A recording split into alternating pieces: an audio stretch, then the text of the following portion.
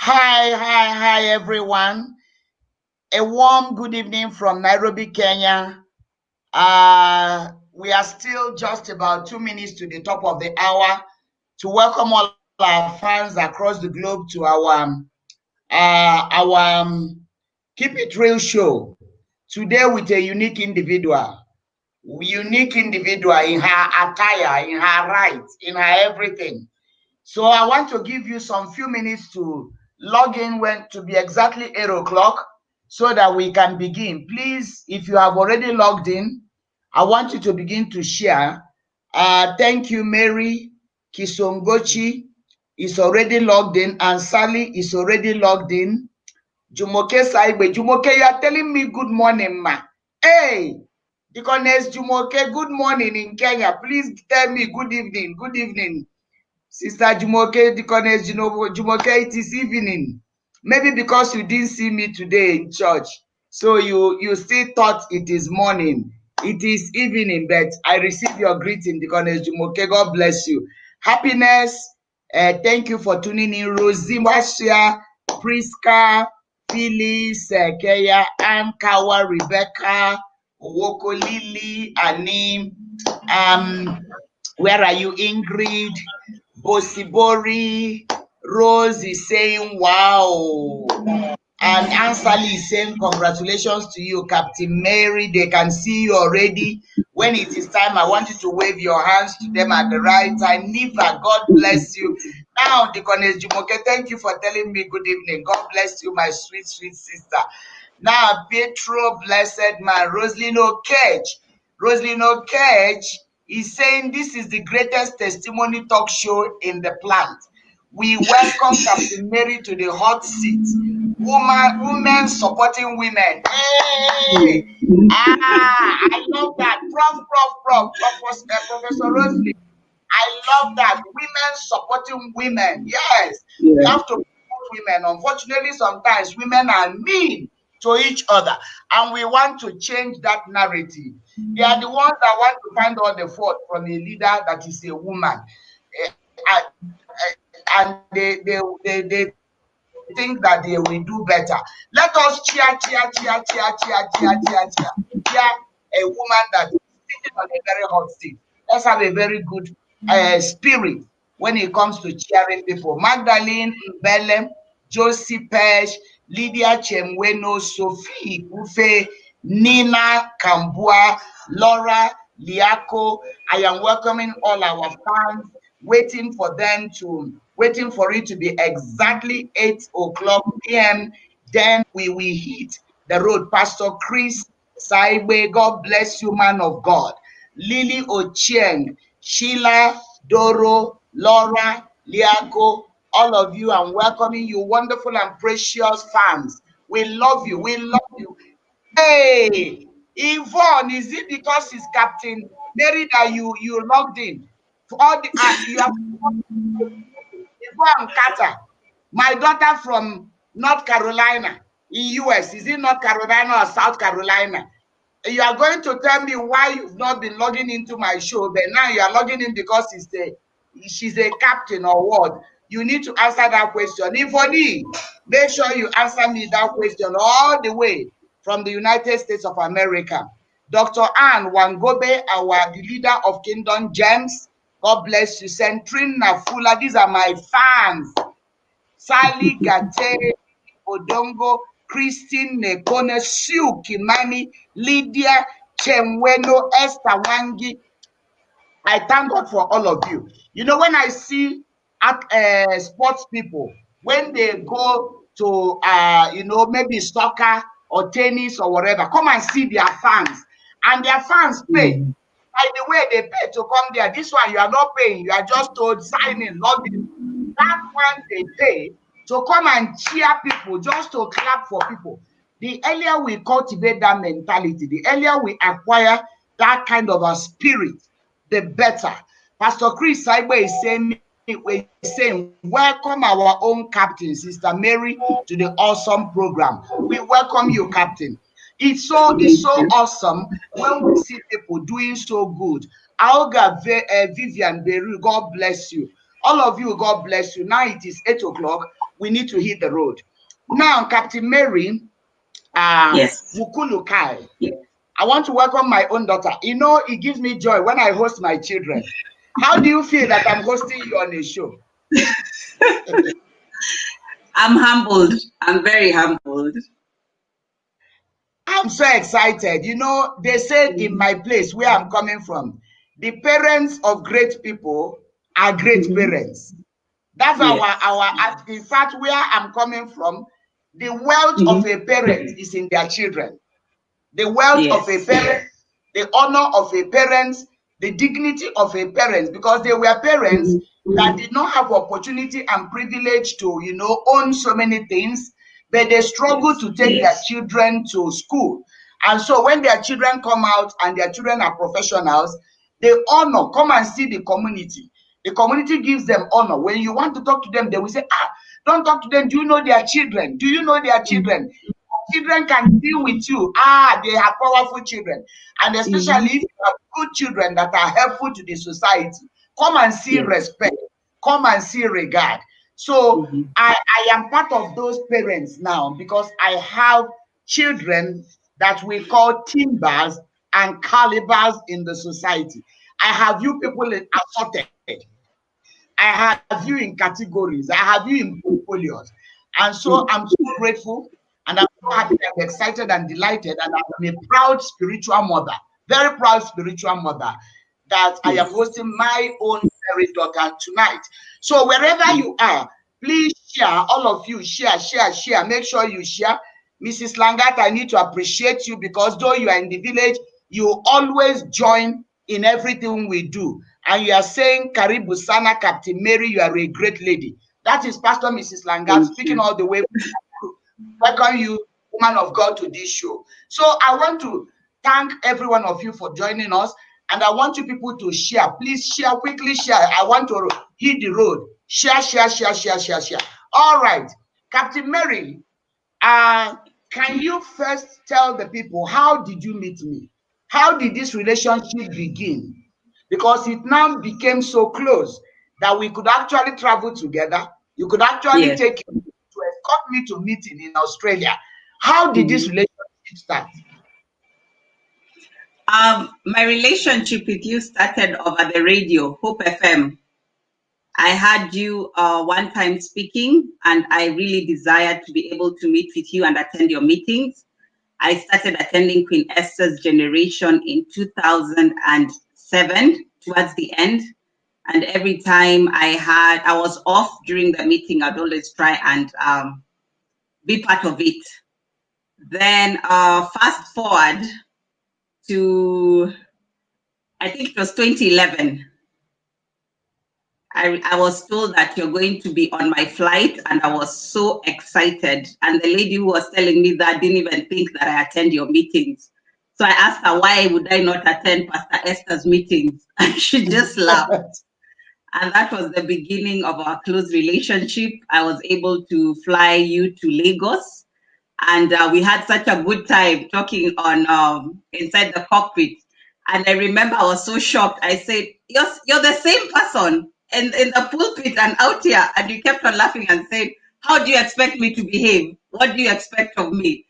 And I said, well, I don't know. I didn't have an answer. and the flight to Lagos felt like we were just going to Westlands without traffic. It was such a short flight, and it was such an honor. And the next time I also flew you was out of Lagos. You're coming from a meeting, and I flew you back to Nairobi. So it's really been an honor. So when you said you were traveling to Australia and I had a chance, I said, why not? Why not take my mommy so that people don't think that she talks about these children that she doesn't have? And it was really, really nice. Spending time with you in Australia, just seeing you in your private place and seeing the way, one of the things that really touched me, I've never told you, was the first day when we were going with Mam Langat for a walk. And you said, if you're going for a walk, don't leave me. So we walked together, we went to the park. And the whole time we were together, you were not talking, you were just praying, you were interceding.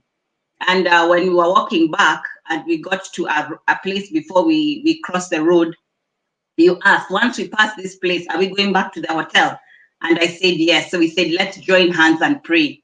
And we prayed in a public area, and we just asked God to come through for us for the meeting and to be with us in Canberra. And that spoke volumes to me, because there are many people, when you interact with them in their private area, really you start seeing things that really you don't want to see. But for you to actually hold hands, and in fact, I remember there was a stranger who was even stood to watch us, wondering what these three African women are doing. And when we said amen, he said, oh, we need prayers, we need prayers. Yeah. So that was really, really nice. Oh my God, what a wonderful, precious memory. Oh, what a precious memory. That is very, very true. That is very, very true. I love where you said, when you heard that I was going to Australia, you say you will escort me so that people will not say, where are the children of this woman? She keeps talking about her children and children. Where are these children? So let them know that she has children. Yes. I was so happy when you people boarded your flight. You even arrived, some of you arrived earlier than myself, and you waited for me to receive me. And for me, it was such an honor to arrive that day, and everywhere was shaking. Mommy has arrived, mommy has arrived. And these are top people. One of you is a bank manager. Of course, Mawalangati is older than me. Her husband used to work with the former president, the late president, Arab Moy, and yourself here, you are a captain, and some other people. To see that profile, that level of profile women going ahead. Look, and Professor Roslin flew from Canada. Can you imagine? Professor Roslin flew from Canada to come and make sure she waited for me. Oh, and even when I was going, she flew with me. She went with me to what's the name of their city? Sydney. Sorry? Sydney. She went with me to Sydney, made sure she checked me into hotel, made sure that I left Australia before her. As far as she was concerned, nobody should go before me. Until everybody sees I have entered the plane, then people should find their ways. These are the kind of children I am talking about that God has given me, and I don't take it for granted at all. I don't take it for granted. I am so grateful to God. I am eternally grateful to God. This does not come easily. So you have given them a little background that we actually met each other through Queen Esther's generation, starting from Hope FM, where we broadcast. In case of you don't know, we broadcast on Hope FM every 8 a.m. And we started broadcasting on Hope FM since 2005 through the vision of power in the world that God gave me. And I thank God from 2005 till date, God has been helping us to be on the air, ministering the word of God, and bringing so many into the kingdom. And then you mentioned also very rightly that you have flown me twice. It is. Let me just comment on a few things before we go into your profession, because this is Keep It Real show, and I see that quite a good number of people are watching us tonight, so that we make it very relaxing and refreshing. I don't know, when you say that somebody told you I'll be on flight that day, it's interesting to know that when we are flying, the captains, some people already know that our names are there in your, I think it's called a manifest. Is it called manifest? Passenger manifest, yes. Correct, passenger manifest. Because I mentioned to you when you invited me to the cockpit to sit with you, I told you that should be either the third or the fourth time. The third or the fourth time that I was sitting in the cockpit to fly, because the first time was Captain Agola. I didn't know him. I just entered into the plane. I was in the business class, and the airport.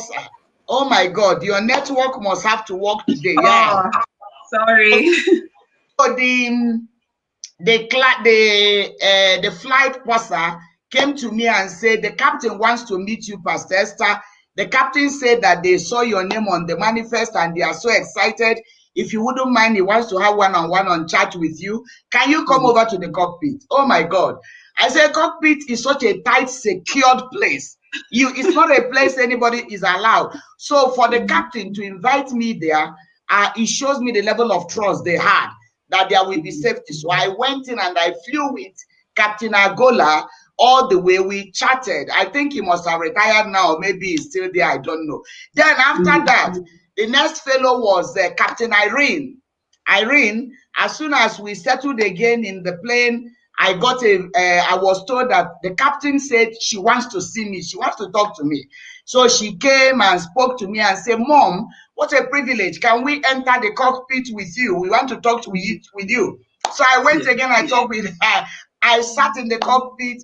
I wish I never paid for my business class, all those things. I wish I never paid before you people took me to. I would have flown free of charge. Hey! But anyway, I went and I flew with Irene. And is she called Irene? What is her surname? Mutungi. Irene Koki Mutungi. Yes.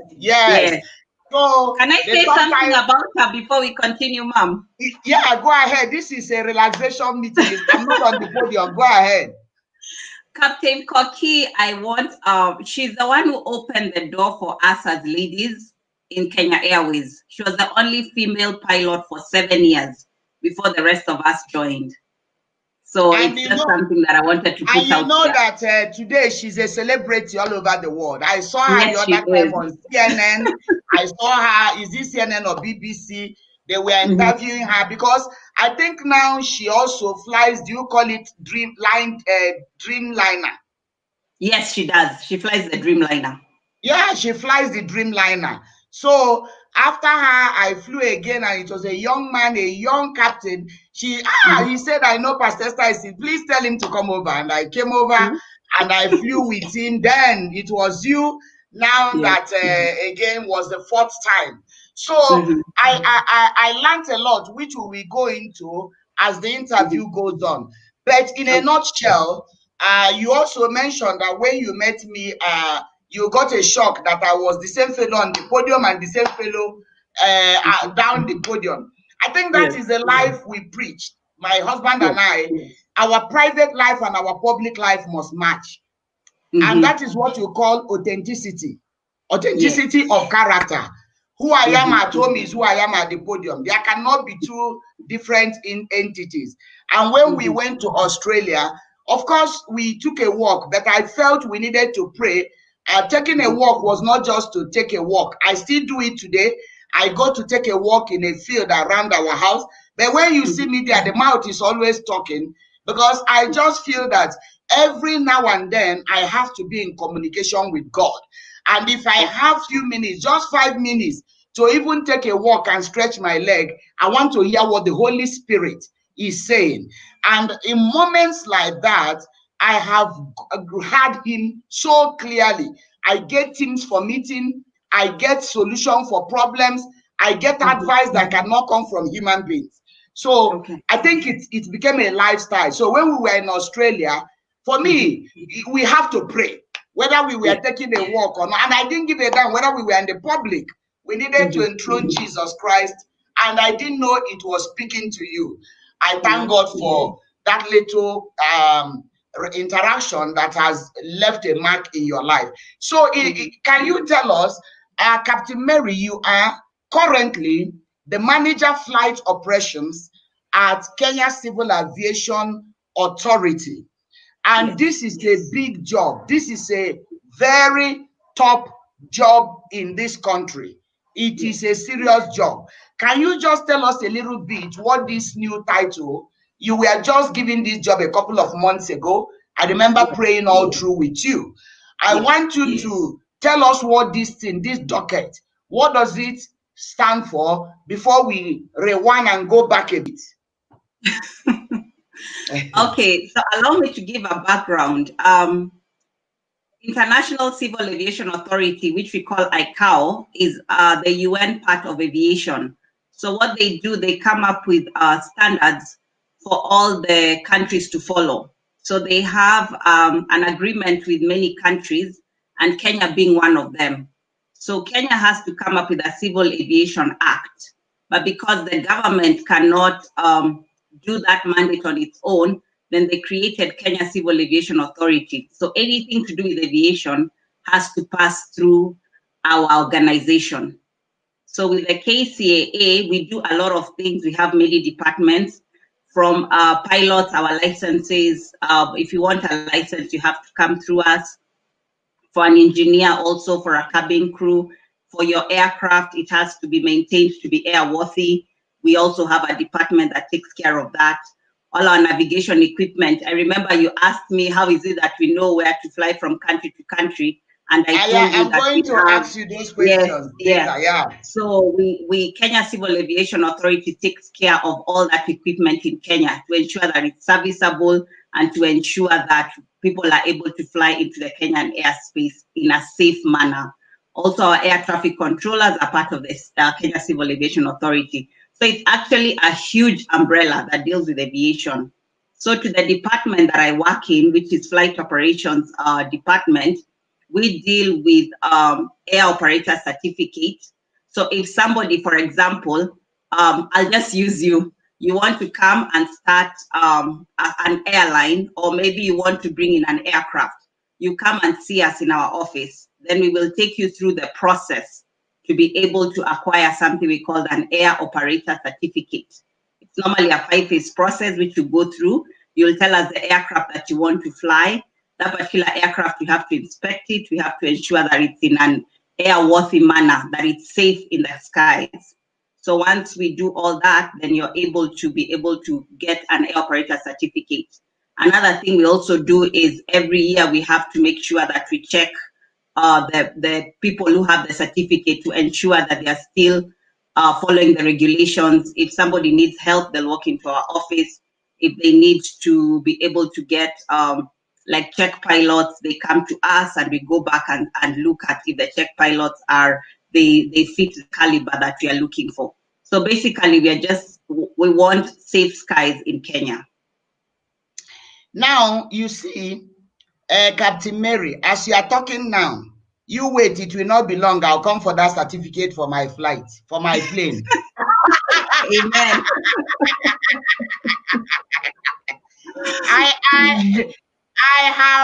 I have big faith. Let me tell you, for with God, nothing shall be impossible. You wait. Yeah, I can't be the mother of pilots, and I am crawling on the floor. So don't worry. One of these days, I will tell you, hey, girl, come. I need for you to certify my plane that is coming in, and it will come to pass. Now, I want to read a few comments because people are too excited on this show. Lily Ocheng is saying, what a privilege to see all the people involved in so many testimonies mommy has shared with us over the years during her sermons that have changed our mentalities and stirred up our faith. Mommy, your integrity is of another level. God bless you. This Lillian is saying, Lillian, thank you so much. Lillian is saying that I have ministered with so many people in my sermons, and before their eyes, they are seeing those people real, confirming the testimonies I share during my sermons. That is what we call integrity. You know, as ministers of God, I say there are people that climb the altar and they are telling you stories you cannot verify, stories from north to south that even till Jesus comes, you don't know where they are coming from and where they are going. I thank God that we are alive to see that every single testimony we stand at the podium to give you, you can verify it in 1,000 years to come if Jesus tarries to come.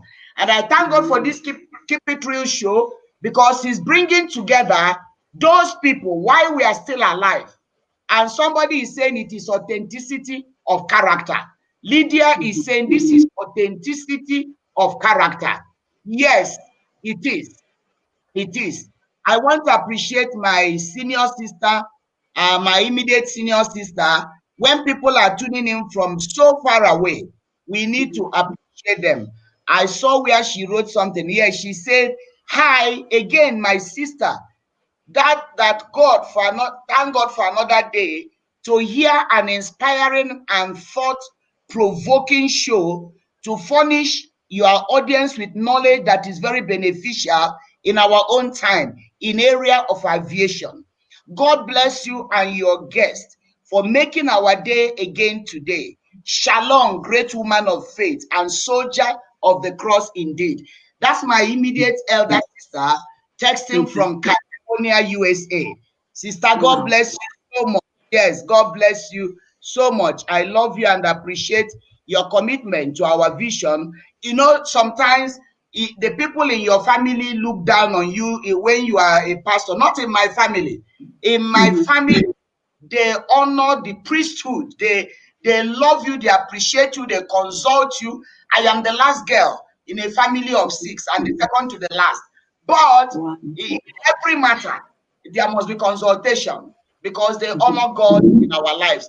I saw someone else who is also texting from California. I need to appreciate her because that name sounds Kenyan, but all the way from California. I hope I will not miss her because I saw her and I said if she could find time from California to join us, we should find time to appreciate her. Where are you? If if I'm struggling to get you, please write me again so that it comes up. Please write me again because I saw that name saying I am watching all the way from California. Yes, I've seen it. Ruth Karanja. Ruth Karanja. Ruth Karanja is, do you know her? Yes, that's my friend. That's your friend. Yes. Is that one we are during the lockdown? No, I was in St. Louis. Okay. The lockdown caught you when you were in US. I pitied you and your husband. You will soon talk about your husband. So, Ruth Karanja, watching from California, praising God for God's faithfulness over Sister Mary career. Glory be to God. All right, I'll be acknowledging more people as we move on. Tell us a bit of about your family. Just what does your husband do? How do you work together? I want you to say something about you and your husband. I will come to your child later, but let's just hear about you and your husband. My husband is also a captain in the airline. We met when we were doing an interview to join a different company. It was called Flamingo, but it's no longer there. So we have journeyed together. What I appreciate about him, he is always supporting me. He pushes me sometimes when I want to just give up. When I feel that door it's too much for me, I can't go through that door. So he's my number one supporter. And also he helps because aviation is a very dynamic industry, and sometimes you just need someone who understands you when you want to vent your frustrations. And it's very easy. He always gives me a listening ear to hear what it is that I need to say. So he left the airline in 2015 so that he can focus on our company, his business. So that's something I remember a friend of mine, because at that time we were going through the frustration. I'm wondering, why do you want to leave work? And my friend later on, when I was talking to her, she was telling me, when destiny calls, you have to follow. And honestly, true to the word, 5 years later, I can see for sure that was his destiny. He's a very good businessman, and for him, it's just something that he does with ease. So you can just see he's in his element right now, and he's very happy. So your husband flies the aeroplane, you fly the aeroplane. What a couple! Yes. So he actually flies everything that can fly. He flies helicopters. He flies small aircraft, big aircraft. Wow. The one I entered, the one you flew me was Boeing 737, right? Yes. And you told me it carries like 80,000 kg human beings plus 80,000 kg human beings plus luggages. Is that correct? Yes. Fuel, luggage, everything. 80,000 kg. Yes. Yes. And you know, interestingly, I flew with you on 10th of November 2016. Mm-hmm. That was 10th of November 2016, roughly 4 years ago. This is November now. Yeah. I flew with you on the 10th of November 2016, and this is November 2020. So that's just roughly about 4 years and a few weeks. Now, let me ask you, let me talk something that will encourage somebody listening to us. Tell me a little bit of the challenge you had in having a baby and eventually how your miracle came. How your miracle came. What and what God did. That one I remember very well. It was 2008. I came for the Queen Esther's Generation meeting for May. And I remember towards the end, you felt an unction of the Holy Spirit that you need to lay hands on all of us. And coincidentally, I remember you said that the next month you give us a theme for the next month, and I think it was Thanksgiving. And you said, if I were you, I would start thanking God in advance, because for him to give that theme for the next month's meeting means that there is something that you're going to come and thank God for. So during the meeting, you said you need to lay hands on our feet, each and every one of us. And you say that God has instructed you not to receive help from anybody. So we had to line up for you to be able to lay hands on both feet. So you're taking the anointing oil and laying hands on us.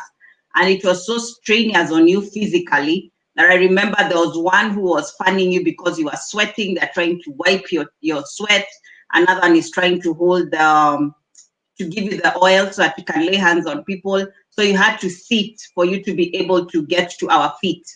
So, I mean, the usual thing, you go and they lay hands on you. And because you had said, if I were you, I would start telling God, thank you, because you have a miracle coming to happen. And 2 weeks later, I conceived my daughter, who is now 11 years old.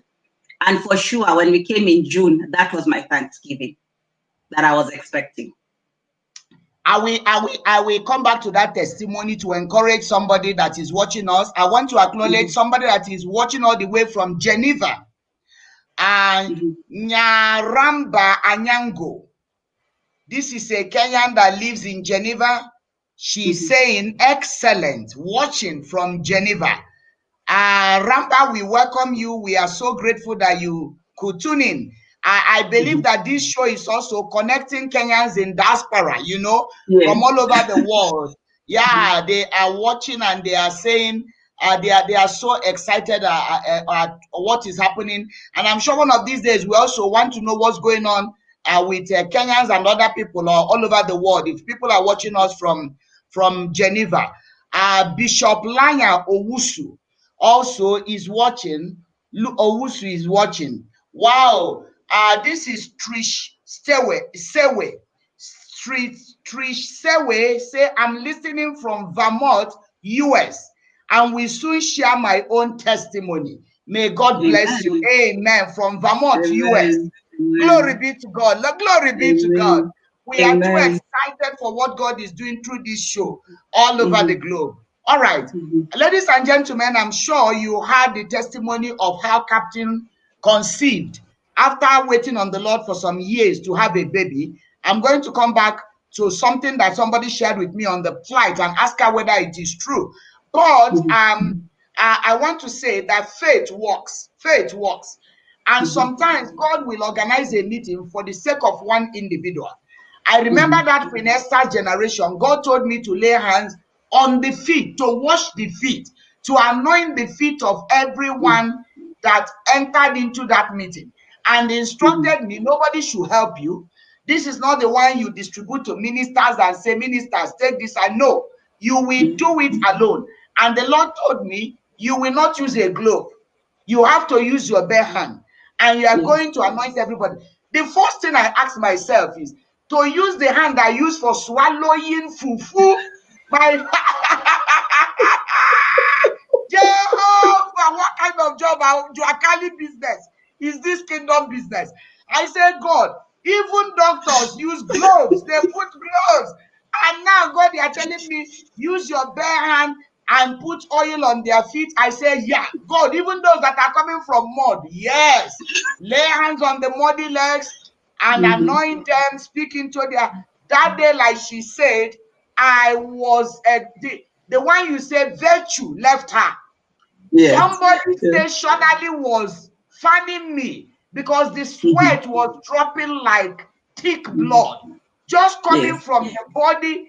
This everywhere was soaked, and they were fanning me, and I was busy anointing the leg. And she said she knew that that was her moment. She knew that this is my moment. She said when it was her turn, she grabbed my feet. She grabbed the feet, and she was anointed exactly 2 weeks after she conceived. Who is this God? Who is this God? Who can we compare with? The God that does things that doesn't make sense, that doesn't just make sense. If you were not in church today and you didn't follow us online, Pastor Prince said you must listen to the sermon I preached today. He took microphone and said, this sermon will live. We stay on this machine, social media. He said, if you were not there, make sure that you go and listen. And if you were in church or you watch, he said, go back to what was preached today and sit and listen. The message of today was out of it was out of this world. God just brought revelation and loaded it in my head. And that was what I ministered today on methodology, how methodology changes to make us adapt to the new season. Look at how God told me to anoint people's feet. God has not told me to do it again. I've not done it again. You said it was in 2008, right? Yes, 2008. 2008. That is 12 years today, and I have not done it again. That is how God works. Maybe the people that should have been in that meeting that missed it, missed a serious opportunity. Missed a serious opportunity that day. And the Lord 2 weeks after broke the barrier of barrenness and gave her a baby. And if I remember very well, you said you were specific that you wanted a baby girl. Am I right? Yes, I wanted a girl. Yeah, she actually told God, I need a baby girl, and God gave her a baby girl. Why did you need a baby girl, not a baby boy? In an African setting, where every woman that does not have a boy must go back to their family. Why did you pray for a girl? I wanted a girl because I felt that I would be able to train her in the ways of the Lord, just because that I am a woman and her she'll also be a woman, so that she can just be that woman of God. That's my reason. That's your reason, so that she can be a woman of God. Yes. And God answered your prayer. I want to let you know, every child is a gift from the Lord. Yes. Every child is a perfect gift, whether boy or girl. Those of you that want to kill yourself because you don't have boys, stop it. Every child, the Bible says that every good and perfect gift cometh from above, from the Father of light, with whom there is no variableness, neither the shadow of turning. I think it's James 1:17, if I am right. James 1:17 also. Every good and perfect gift comes from the Lord. So a girl is a perfect gift. A boy is a perfect gift. To hear that somebody was praying for a girl is interesting. When some of us, you pray for girl, when you have given back to 2 boys or 3, then you want girl as a discount. You now tell I have had boys. I want us to be girls are not discount. Write it for me. They are not discounted human beings. Put it for me on the social media. Don't go to tell God, God, now I have 3 boys. Give me a discount, girl. No, we are all perfect gifts. All right, before we go into this career that you are doing, let me ask you. One time I flew in the plane and somebody saw me and said, please, mommy, I want you to pray for me. I went to the washroom to ease myself. When I came out, the fellow said, mommy, no. I want you to pray for me. So this man kept me talking and explaining his traumas and things going through. And one of the things he told me was that this flight we do has a way of affecting our fertility. That it has a way of affecting our fertility, that sometimes people who fly, they find it a bit difficult to conceive. Is that true? The only thing I can think of is the cosmic rays, because the higher you fly, we are exposed to the cosmic rays. I would have to find out about how the fertility is affected from that. But I know they normally say that we need the exposure. We actually have to say how much we've been exposed in terms of the cosmic ray. And then the other thing, which is, it normally affects the pole on the outside, but we make sure we switch it off as soon as we land, is called the weather radar dome.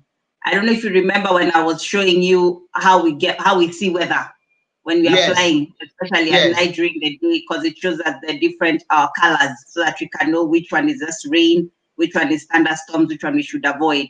So that particular equipment produces a lot of radiation. So that one for sure, if we leave it on, it affects people's fertility. So as soon as we land, we switch it off. Yes. Okay, because the man really took time to talk with me and say we are going through a lot, some challenges in this work, and I just wanted us to know that every profession has a challenge. I brought up this because people should not just look at the glamour. I want you to show your uniform. Just lift up your hand, because people do it. Wow, can't you see the glory? Can't you see the honor? You know, I normally love you people. When I see you in the airport, I see your uniform. I say, I wish maybe I could. A Christian, although a clergy have their uniform, but not this type. So, so every profession that has glamour has challenges. So, in every terrain where we find ourselves, let's not faint. Let's not give up because of the challenges. There are challenges in every profession. All right. Before we go to the technical aspect of this your job, I want to announce that on Sunday, this coming Sunday, the Keep It Real show, I will be hosting a lady by the name Celine Njoki. I want to read about her so that you get prepared. Celine Njoki is a woman who became a teenage mother to her 2 kids before 18th birthday. Can you imagine? Before she became 18, she had 2 children. She actually had her firstborn when she was only 16 years old. The parents separated when she was about 3 or 4 years old. You will see the effect of separated marriages. The mother abandoned her, and she was left with the dad who pampered her. Of course, you know, sometimes men, they don't have time, so they use money to buy their children's relationship because they don't have time to take care of them. So it's like, what do you need? Take. What do you need? Take. Now, she was abused by a family member for years and could not reach out to her grandparents or anyone because she was threatened and was also not free with the relatives to confide in any of them.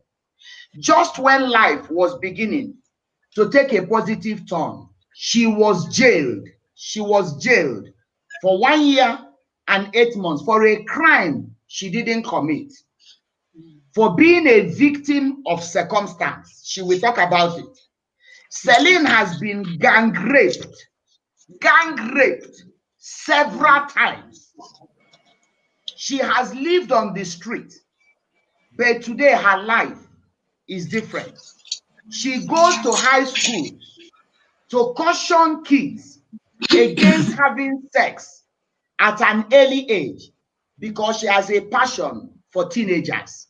You cannot afford to miss to hear this story next Sunday. Real issues, real life, keeping it real. How do you feel being gang raped? God forbid. So we are going to hear these things on Sunday. Don't forget. Tomorrow is a time with you on our prayer, turning point prayer evening sacrifice. We shall be dealing with reversing the irreversible. Those conditions that appear irreversible, their cases are closed. What will God do?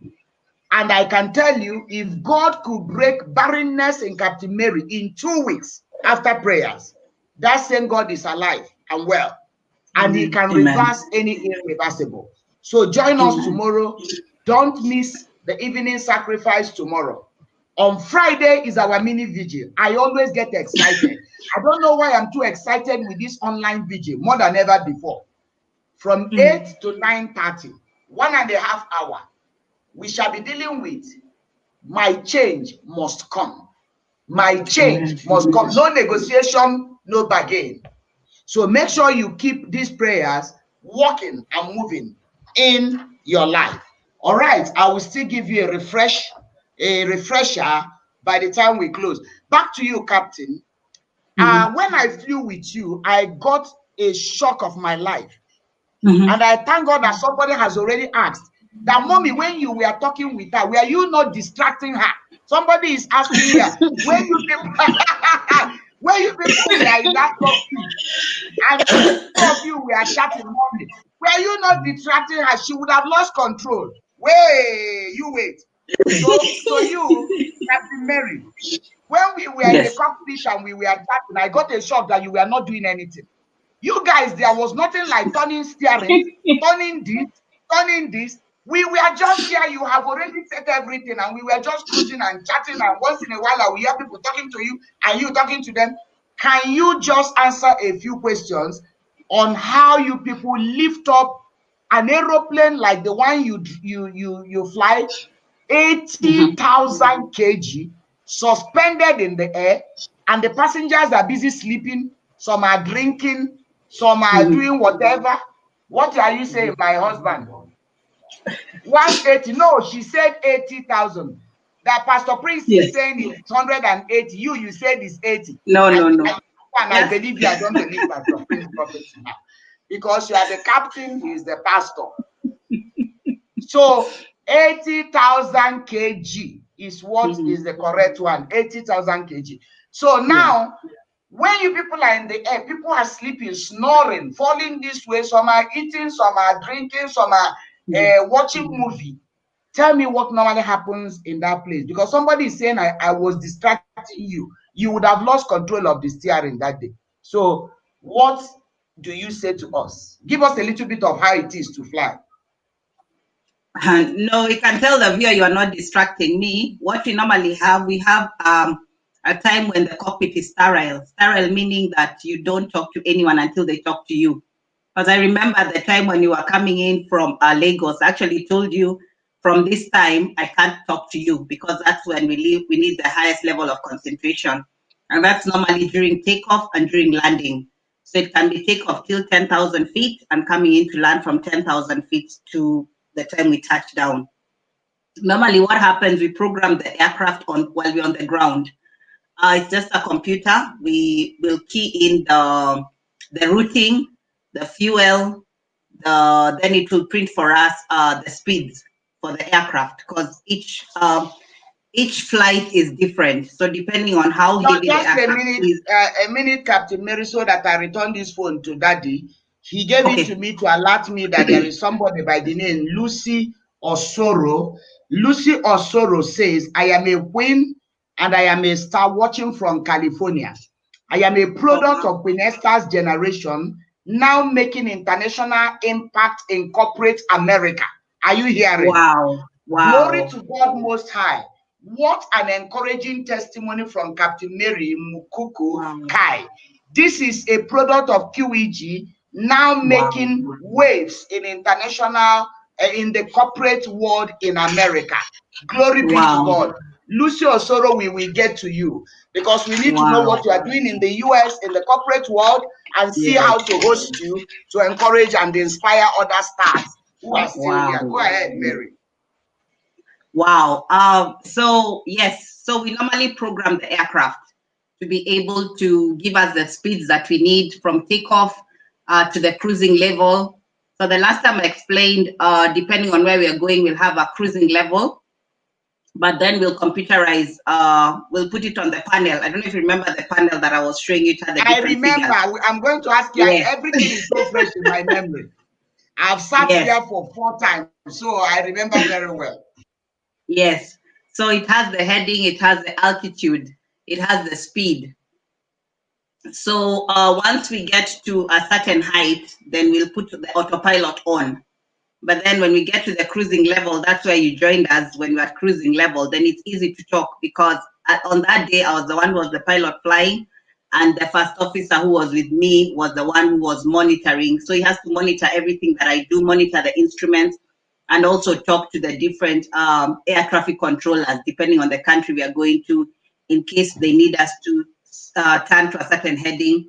Sometimes it will be because of traffic that will turn to a particular heading, or we might have weather ahead. So we want to be able to avoid the weather. Wow. You remember when we were flying? Now I say we were flying because I was part of the pilot. I was co-pilot. You're our third pilot. I was the third pilot. And by the way, you remember that your co-pilot, you call it officer, what do you call second? First officer. First. Second officer. Happen to know me. First officer. You first what? First officer. Correct. First officer. You remember that the wife also knows me. So he was saying, he took a photo with me and said, I can't wait to show my wife. I can't wait to show my wife who is on the flight with us. He said, my wife is your fan. Every Sunday morning, everybody must be quiet for them to hear your sermon on Hope FM before any other thing. I thank God for that. I remember when we were all flying that Boeing 737, we came to a place and you started asking for clearance to enter a territory. I asked you, what are you saying? We are in the air. There is no road. There is no sign. How do you know that we are leaving this territory to another territory and you need clearance? Please answer. Because it taught me a lot about spiritual warfare. Yes. We have, I'll just use the word boundaries for different countries. So before you enter a country, as much as we filed a flight plan and they are aware that we are flying to that particular country, we need permission to be able to enter into the airspace. So normally they tell you that you conduct them 10 minutes before entering the airspace. So that's what we normally do. So you get in communication with them and you tell them what flight level you're in, the type of aircraft you're flying, how many passengers you have on board, and at what time you're expected to be entering their airspace. So what happens if they don't allow you to enter? It's very rare for them not to. What happens if you don't tell them, if you don't get them give you that permission? If they don't give you permission, they will try to communicate with you. They'll try to communicate with you on their frequency, because each country has its own frequency. They'll try to communicate with you with the emergency frequency. So they'll try everything, even the aircrafts that are within the airspace. They will ask them if they can try and communicate with you. If they cannot raise you, then they'll have to scramble jets, because it can be anything. It can be either a hijack situation or yourself, you're trying to do something. So it's basically a security breach and they cannot risk. Wow. So in other words, there must be permission to enter into a territory that is not yours. What I learned that day is that the devil needs permission to enter into our territories. And because he's a threat, he's an enemy. He does not ask for permission. He encroaches into our territory. And what I learned that day was that we should shoot him down. Because you told me that if you enter into a territory that is not yours without permission, they will shoot down. They will bring down that flight. So I look at it, I say, many of us today, the devil has encroached into our lives. The devil is encroaching into territories that are not his. And we are there playing, and we are even there begging him. We don't need to beg him. We need to shoot him. No. We need to make sure that we damage him. We need to bring him down. So I pray that anytime in your life the devil crosses your territory, of course you can never give him, you can never legitimize him because he's evil. So whenever you see the devil is encroaching into my job, encroaching into my health, don't negotiate with him. That was what I learned. Don't ask him, say, what are you doing here? Shoot him down, bring him down. Because he has entered without permission. Now, Yes. there is another thing that happened on that journey. Mm-hmm. I asked you, when you are passing, flying across an ocean, Mm-hmm. how do you know over the ocean, over the sea, there is no map, but Mm-hmm. immediately cross? For example, you say, I'm entering Somalia water. Yes. Water. How do you now know that you are going from Kenya to Somalia water or Atlantic Ocean or whatever, and there is a demarcation, you are leaving Europe to America, you are crossing? How do you see demarcation in the atmosphere, in the ocean? That is already laid out procedure for all of us. As I said, like on the ground we use roads, in the air we use airways. So they're not Airway. really, it's not visible like a physical road where you can see. For us, it's imaginary, but it's there. So when we are keying in into the computer, it actually shows you when you're on that particular airway. So now, like I was giving you an example, flying from Nairobi going into Mumbai. We'll fly after Mogadishu, we enter into the Indian Ocean, and the ocean will take you through all the way to Mumbai. But it gets to a particular point where we leave the Somali airspace and we enter into Mumbai airspace. But if you look at it during a clear day, we are over the waters. So all that has been demarcated for us, and from our computers, we can be able to see. I will come to that. I want to acknowledge Ruth Baraza. Ruth Baraza is watching from St. Louis, USA. She's saying, I'm blessed to watch this insightful testimony and message. Thank you, Pastor Esther and Lulu. You must be the Lulu. I'm Lulu. Lulu. So this must be either your friend or relative from St. Louis, USA. Yes. That's her? my friend. Yes, I lived with her. I was going to America for 10 days. I stayed with her for 17 weeks. And she was such a darling. Yeah, you went there. When you were going, you told me, Mommy, I'm going on holiday, only to get there. And lockdown told you stay longer than necessary. And you stayed there. Thank you so much, Ruth Baraza, for taking care of my daughter. When she was with you in St. Louis, we kept on communicating. The Lord bless you for taking good care of her. Now, I thank God for the consistency of there's a word you used for me on 10th of November 2016 while we were flying, and you have made, I wanted to know whether you will repeat it, and you have repeated it, and that is the word imagination. When I asked you, how do you people know when you are crossing the ocean, the seas, that now I'm entering into Somalia, I'm entering into Indian territory? You told me it is the power of imagination. And I realized how much imagination works in our lives as Christians. And that's why the Bible talks about calling the things that be not as though they were. That is why God called Abraham and said, look up to the sky. As far as your eyes can see, I have given unto you. And the Lord told Abraham, walk through the land, just take some steps. And he did exactly that. That is what we call the power of imagination. And to hear that you can use the power of imagination to fly an aeroplane is very impactful and inspiring. Ladies and gentlemen, the power of imagination is very, very crucial in our work with God. As a man thinketh in his heart, so is he. So especially in this challenging time, please don't begin to tell yourself, oh, I am finished. Once you begin to say, I am finished, you will find a finished product. You will just discover that you are finished. When you begin to think now, oh, I am done, I am gone, I don't know what is going to happen to me, you will discover that things will begin now to scatter and to do so many, to go the wrong way in your life. So let's begin to imagine positively. Let's begin to imagine positively in everything that we do. I think one of your relatives is watching. He says, so proud of you, role model auntie. Such a blessing in our life.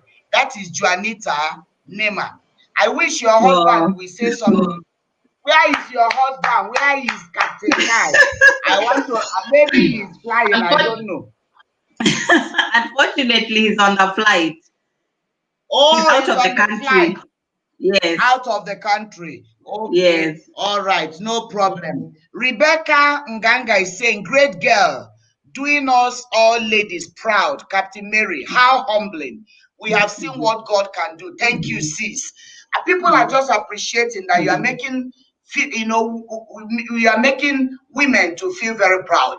We have a few minutes to the top of the hour. If you have not shared this, please share this. Let's inspire especially the younger ladies that are coming on board.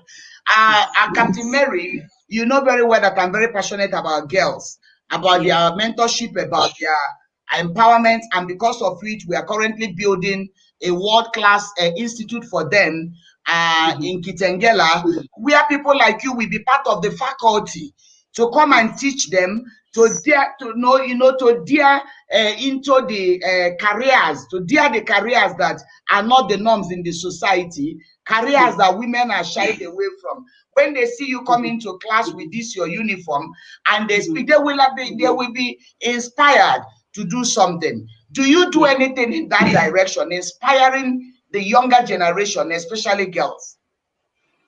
Yes, I do. I do a lot of mentorship. I go to schools to give talks.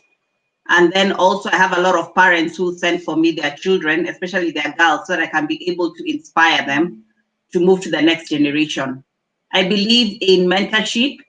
I believe in just paying it forward, because if I can be able to help them not to go through the hurdles and the pitfalls that I went through, then they're standing on my shoulders and they're going to be better and greater than us. Wow. So you people have heard there are girls that are brought to her for mentorship. She's available because one of you is asking, can she really help mentor girls? Yes, she can. She's already doing it. So you can connect with her. You can connect with her. She can speak in your conferences. She can speak in your schools. Of course, she's my daughter. They are part of the people that will inspire. By the way, we just collected some testimonies from Queen Esther's next generation, young people we've mentored. My goodness. One day I will dedicate the show to reading what these girls are doing, either the show or my evening sacrifice. If you hear some of their testimonies, tears almost came out of my eyes. When I was here and I said, we are making serious impact. We are making serious impact. So they are sending us their testimonies, those that have graduated, they have finished their courses, and we are going to do it bigger and better. And you are part of the faculty that will come with your uniform, and inspire them. I want to read what one of the Queen Esther's generation staff, Phyllis in Juguna. Phyllis in Juguna is watching from Kitengela. She's part of the QEG staff, and she's saying, I'm blessed the way mom connects everything to spiritual experience. Wow. Yes, Phyllis, we use the physical to interpret the spiritual, because the spiritual sometimes can be a bit difficult and sometimes it doesn't make sense. Spiritual matters are so supernaturally inclined that it takes the eyes of faith for you to connect it, to understand. So what do we normally do? We now use the natural. That was why Jesus was a storyteller. Jesus was a storyteller. If you look at all the preachings of Jesus, I can't remember one he preached without a story. I can't remember. If he preached a sermon without a story, there will be very few, very few. He discovered that it was difficult for people to understand spiritual things until you connect it with the natural, the one they know. The same thing when Paul did his mission work. He went to the Athens and he had to use what was there to speak to them. When he went to the Greeks, he had to use what was there to speak to them, to make them understand. And I remember one time our general overseer, Pastor E.A. Adeboye, that the GO said that people say he tells a lot of stories, that daddy with his stories in his sermon. He said, why will I not tell stories when my father is a storyteller? He said, Jesus is a storyteller. So in every sermon, there will be little story, but there must be credible story They must be impactful story. And I thank God that that skill, God has given it to some of us. That storytelling, we don't struggle to tell stories. So that's why we are able to connect the natural. As soon as she started teaching me how to fly, there was no gear 1, gear 2. I could relate it to faith. And I said, look at how all of us bank our lives in the hands of our captain that is just there relaxed, and there's no gear 1, gear 2, and everybody has faith. Why is it that we have faith to sit in this kind of a container that takes us high there, but we don't have faith to sit in the hands of God? We don't have faith to sit in the hands of God, but we have faith to sit in the hands of pilots. Places we cross ocean. You can travel for 5 hours and you are still crossing an ocean, a sea. 3 hours, 6 hours crossing an ocean. If anything happens to you, there is no safety. You will just die in the middle of the sea. No park. If the engine develops a problem, there's nothing like park by the side. There's nothing like park by the side. Everybody will be buried there. Yes, to fly. God, I want to fly. That's our prayer. I want to fly. I want to fly. It's a very good prayer to fly, by the way. But that same faith that we have when we sit in the aeroplanes, may we have much more faith to sit in the hands of the Master, the one that will carry us all through life. Very good. Just one more, and we will call it a night. Our captain, what is your parting shot? What do you think? You told me on the 10th of, you told me November 2016, not on the 10th, the day we flew, when you came to my office. You mentioned how you actually entered into this career was that there was a vacuum. You felt that the pilots that were female were very few. So you actually took this profession to fill up a vacuum, a need. Does it mean that somebody can actually get into a career to meet a need? Is it possible? It's possible. That day in the office, I said, my friend's husband, who's a pilot, he said, there's such a shortage of pilots in Kenya. It will take, it's like a vacuum. It will take a long time for it to be filled. And I felt in my spirit, that is what I need to do. And actually from there, from when I took that step of faith and I went, I actually stayed with the same Bruce, the one who hosted me for the 17 weeks. And from there, it was just miraculous, one door opening after another. And I was able to fulfill my dream to become a pilot and to be able to fly for a national carrier for 13 years. That was actually a privilege and an honor on my side. To fly what? Your national carrier? To fly for Kenya Airways, our national carrier. That was my dream, to be able to fly for Kenya Airways. That was your dream. Yes. And God granted you your dream. Somebody by the name Rebecca is thanking you for mentoring her son, Rebecca Nganga. She's saying, thank you very much for mentoring my son. God bless you to continue doing more to the younger generation. I don't know whether she's talking to you or to me. Do you know Rebecca Nganga? Yes. The son is a pilot. Oh, the son is a pilot. Glory be to God. So she's thanking you for mentoring her son. This is what we talk about. Giving back, inspiring. That's why Keep It Real Show is such an inspiring forum, because here I'm sure some of you are getting inspired. Some of you are doing some little jobs in the office and you are talking of stress. You are not serious. You are doing some little jobs there and you are talking of I'm stressed. You come and ask people who live in the air, who travel and get into a place, sleep, get into the plane, even if the flight is 12 hours, like if you are going to Australia, that's a very long trip. And you are there, they come, and let me tell you, this cockpit is not a comfortable place. So don't think it is a palatial place. It's a very tiny thing like this. The business class is more comfortable than the cockpit. The business class is very comfortable because you can actually pull down your chair and sleep. So when I said I sat in the cockpit, it's not because I found comfort there. I sat there. For me, it was an honor. It was a privilege because that is a place you cannot allow anybody to access. So it's not about comfort. And again, the things I learned have, shaped again my knowledge, and they make me that when I'm in the plane, I can tell you what's going on right there in the cockpit. That's part of education for me. But when these pilots tell you what they go through with their job, you will know that there is no job without stress. So that one where you are, make sure that you are occupying it and doing it without complaining, stress. If you don't want stress, you go to Langata Cemetery. The people that are there, yes, no, yeah, anybody in this life that says, leave me, I don't want stress, no problem. You go to Langata Cemetery. But unfortunately, there, that is where the stress begins if you don't know Jesus as Lord and Savior.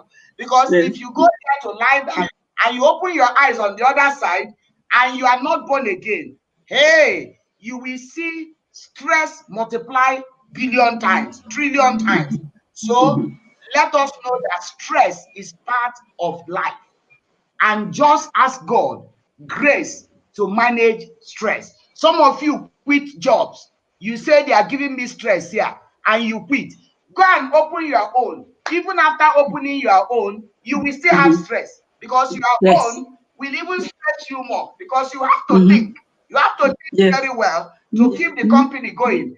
That's where you will know that CEOs don't sleep, because they are making decisions.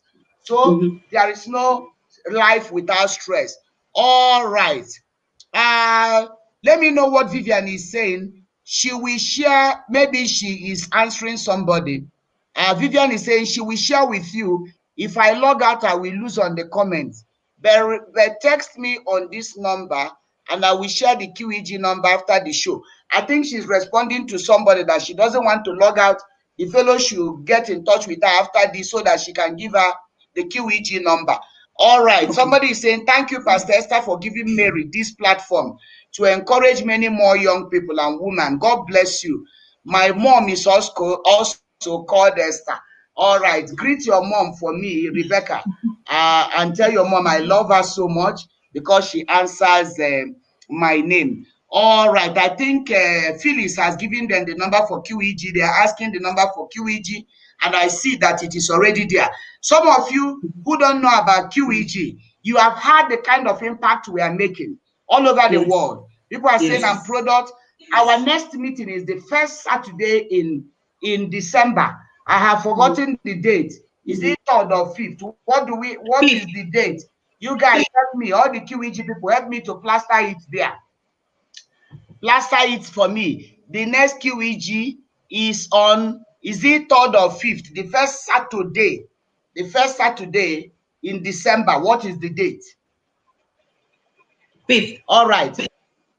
5th. Okay. 5th of December, every road leads to RCCG Mbagati. Yeah, that is 5th of December. We shall be having the last for the year. And the theme is that God will restore all. We shall recover all that has been lost. Believe God that there is the power to recover. 5th December, 2 hours from 2 o'clock to 4 o'clock. We will keep it as fast and swift as we did in November. 2 o'clock to 4 o'clock. We shall be physically meeting, and we have enough room for everyone. And you must maintain COVID-19 protocol as you come by wearing your mask. Then we shall also be live. For those of you in diaspora, you can follow us on Queen Esther's Generation Facebook and Queen Esther's Generation YouTube. All right. And now, if you have not subscribed to my YouTube and you're on YouTube, I've seen some of you on YouTube, make sure you subscribe. Don't just watch and go. Subscribe, and also make sure you are part of what we are doing, get informations. Then, those of you that are on Facebook, like my page, and of course, follow. Tick both on like and follow. Tick like and follow. Tick like and follow. And subscribe to my YouTube. Now, there is a group I created called Queens and Stars. It's a group where we only talk about women issues, For a while now, I've not been able to record because of so many activities, but I'm sure you've been getting some updates there. If you want to join us, search online, Queens and Stars groups. Send us your invitation request. We will immediately after this meeting, I can go there and I will accept your request. It's a place that once in a while, when I want to talk to women, something that is exclusively for women, I go there and say something. So you can join us. All right. Finally, Captain Mary, as we close the show, please give us a parting shot. Say something to the people as if to say, this is the last thing you want them to remember, even for this show forever. What is that statement? Okay, my parting short, I will give you a story because you mentioned about stories and Jesus talked about stories. And I will tell you about a lady who has lived in our generation, and her name is Leima Bowe. She's from Liberia, and she's a Nobel laureate. And the reason I want to talk about her was she went through the first civil war in Liberia when she was a young child. When the second one happened, she was an older woman, and she was really fed up of seeing child soldiers, the women being raped, their children being raped, boys being maimed, and the older ones. And she asked herself, what can I do? And the only thing she could resolve was, I'm going to pray. And she brought about a group of women and they started praying.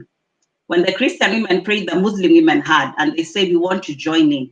And initially there was that religious tug and war. And the women said, the Muslim women asked, when these people come to kill our children, do they ask, are you a Christian or are you a Muslim? They kill all our children. And so they agreed to join hands together. And there is a very powerful documentary on PBS which says, Bring the Devil Back to Hell. And they wanted Charles Taylor to be removed from there. And initially, Charles Taylor and his people were actually mocking them, and it seemed like it wasn't working. But at the end of it all, Charles Taylor, as we speak, he's in jail in ICC. And when I read their story and I watched the documentary, I said, no wonder the next president after the Civil War was a woman, President Sirleaf Johnson. What am I saying? Leima stood up as a woman. She arose the way Deborah arose as a woman that time in Israel as a prophetess. And when she said she was going to go with Barak, Barak refused to go to war without Deborah. Deborah said it's going to fall, this war is going to be won by a woman. You would have thought Deborah was the one who was going to win that war, but no, it was a lady called Jael who slain Sisera. When Deborah arises, when we arise, Jael is able to fulfill her assignment here on earth. So what I'm saying as women, let's stop fighting one another. We are all made for greatness, but we are not all called to be popular. So let's not confuse popularity with lack of greatness. Let's go out there, fulfill what it is that God has called us to fulfill, whether as a Deborah or as a Jael, because Leima is the one who started the prayer walk. But guess what? It's Sirleaf who sat on the seat as the president. Most people will never know her, but she's there and she's still alive and she's well and she's going strong. Thank you so much. I watched that documentary. I watched that documentary and saw how one woman stood up and said, we must say no to this, and started a prayer movement. And that movement arrested the terrorists in their place. And ladies and gentlemen, you must note a statement she made. I want to believe that you are very good listeners. I am a very excellent listener. She said, we should not confuse greatness with popularity. That we are all called to greatness, but we are not all called to popularity. This is something you must carry home, because some of us think that being great is to be popular. No, we are all called to be great, but we are not all called to be popular. Yes. There are those that will be popular, but everybody's supposed to be great.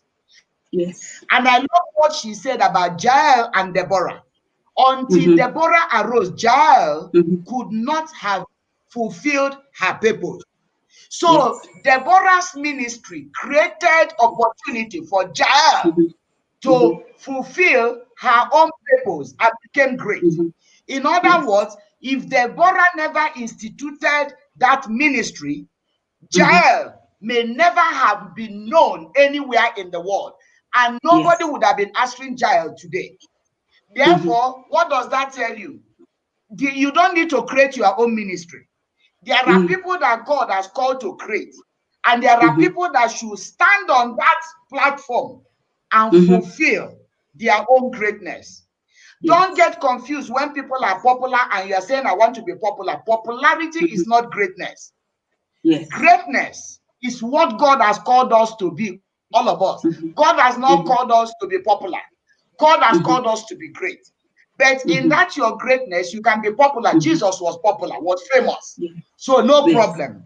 But you must not seek for popularity. Seek for greatness. And I want to advise those of you who are serving under us. You are the Jaels. We have created platform by the special grace of God for some of you to jump in there and become great. So don't go back. Don't retreat. Don't say, I always say it, if you see great people, you can stand on their shoulder and become a giant. You don't need to go through the experiences they have gone through. You don't need to struggle the way they've struggled. You can maximize the opportunity. Hey, this is a great opportunity. You stand there and show your own greatness. So I don't even think I want to add to this, because this is a new vocabulary for me, that don't seek popularity, seek for greatness. In your greatness lies your popularity. And you must arise as Deborah to help the Jaels come up in life. And you that is a Jael, recognize the opportunity that is coming your way through service, so that you are able to use that opportunity and fulfill your greatness. I want to thank Florence Juma. Pastor Florence Juma is saying, Captain, we are proud of you as you inspire many women. Our God bless our mommy for enabling her to connect us with men and women who inspire many. Thank you so much, woman of God, Pastor Florence Juma. We appreciate your dedication to the social media. All right.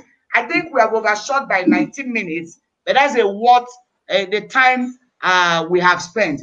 Thank you so much again, Captain Mary. Don't forget our prayers tomorrow, 8 p.m., reversing the irreversible. Don't forget our vigil on Friday, 8 o'clock to 9:30. The change must come. Don't forget Keep It Real show next Sunday, where we will be talking to Selena Njoki to see how a woman that was gang raped and had 2 children before she turned 18, how she has become an ambassador of kids today and teenagers. We will keeping it real. Once again, I want us to give a clap. You know, normally we begin with a clapping ovation. Today I forgot to do a clapping ovation. I think I have so much gist with Captain that I went straight to our gist and things. Now we will close with clapping ovation for her. Clapping ovation for a woman that is making Africa proud. I am so proud of you, Mary. And not just because you are a captain, your humility, your spirit of service, always willing to serve, always in meetings. People will see you, they won't even know what you do. Always there, praying, loading the womb, always there, everything. I think all these things we are seeing today, they are products of your intercession and God's mercy. Thank you so much. Please, you people should share as widely as possible. Let Africans be celebrated. The kind of interview we do is the type they do on CNN and BBC, where and all other stations on NTV, our citizen, where they bring in women like this and they want them to inspire the next generation. So, ladies and gentlemen, we call it a night, beautiful night, with a clap ovation for a female captain, a female leader in the aviation industry. Let's give it to Captain Mary tonight. Thank you. Thank you. And that is to you, my daughter. God bless you and have a good night. Thank you. Good night. Even as we are talking, she's right there at the duty station in she's not even in Nairobi. You won't even know she's not in Nairobi. That's why you are seeing where she is. That is the demand of leadership. That is the demand of leadership. So let me not hear from you anyway. We are saying, Mommy, pray for me. I'm in a stress. You are not in any stress.